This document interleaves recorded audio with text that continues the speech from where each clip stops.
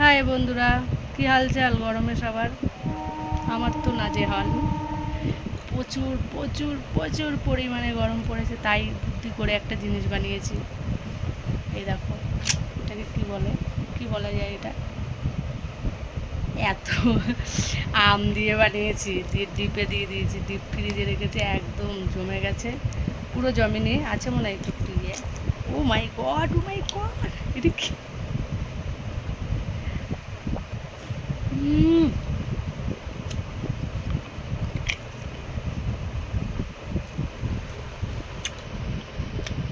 কি করবো,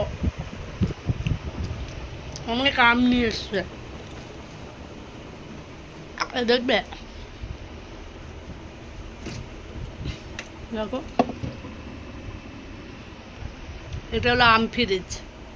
কত আম দেখো, কত খাবো, ওই জন্য ভাবলাম একটুখানি আম কেটে মিক্সিতে ফেলে পেস্ট করে, তারপরে এই আমের কি বলে এটা, ম্যাঙ্গো বলবো না আমের ফানা বলবো না কি বলবো জানি না, যাই হোক, কিন্তু খেতে খুব ভালো লাগছে। তা তোমরাও চাইলে বাড়িতে এরকম বানিয়ে খাও, শরীরটা একটু ঠান্ডা থাকবে। তো টাটা, আমি খাই।